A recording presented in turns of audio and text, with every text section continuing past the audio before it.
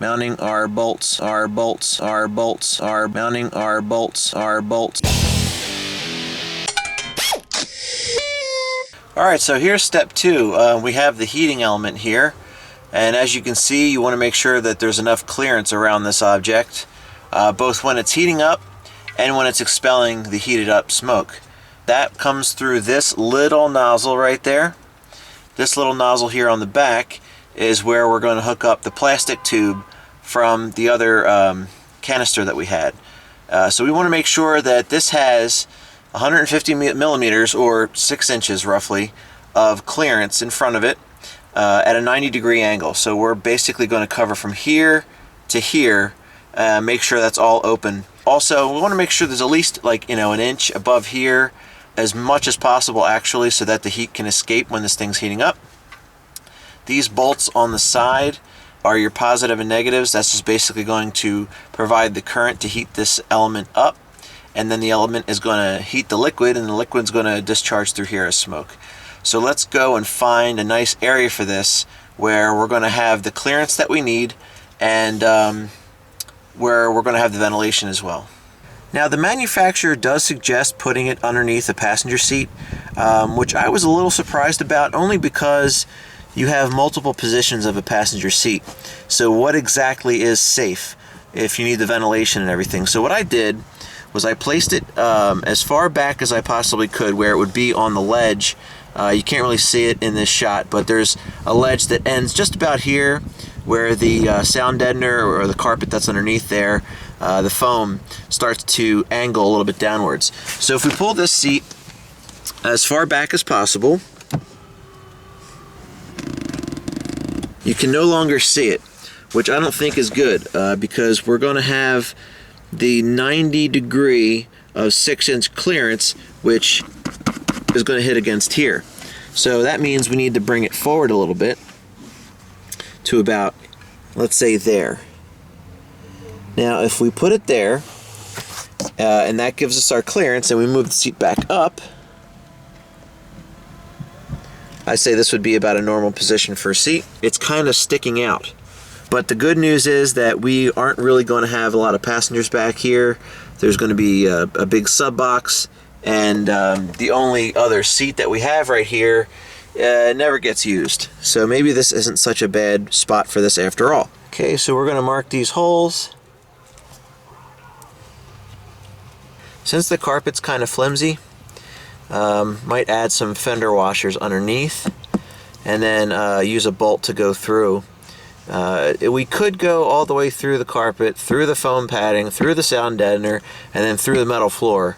But for something that's not really that heavy and doesn't require that much bracing, I think going through the carpet would normally be fine, but just to add a little bit more security, we're going to use some fender washers.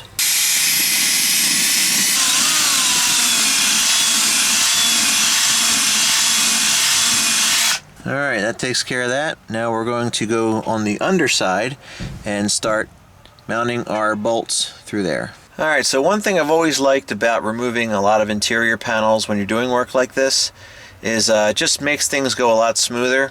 As you can see, all the plastic trim that was around there, the plastic piece that was here, these pieces down here, it's all been removed. And the reason is because when you start pulling the carpet, it comes right up pretty much.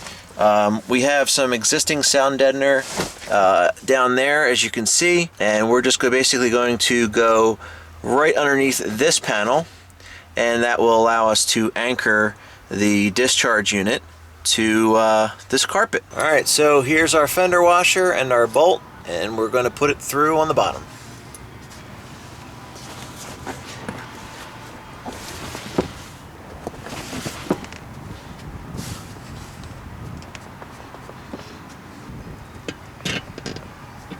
Alright, so we're running into a little bit of an issue here.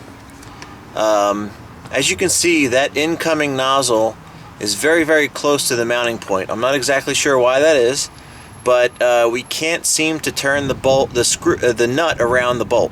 So we're instead going to have to put the bolt through top down, and then we're going to screw from the bottom.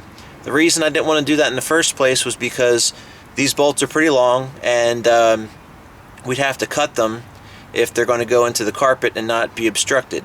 But you got to do what you got to do. So we're going to put the bolts in from the top down.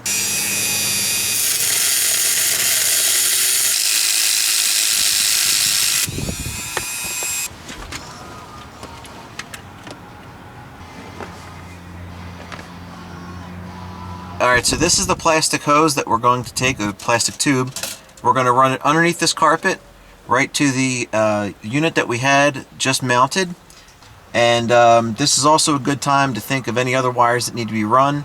The carpet's already up, so we might as well run any wires that we need.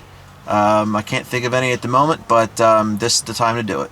Alright, so here we have our tube, and then we're just going to run it underneath. And pull it right out through this hole that's already there.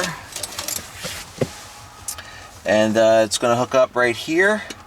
So that's pretty much all we're going to need. So we're going to take all of this and make sure it goes back here, tightened up and secured so that it doesn't move around once it's installed. Alright, so right there you can see that we plugged the tube in to the main unit here.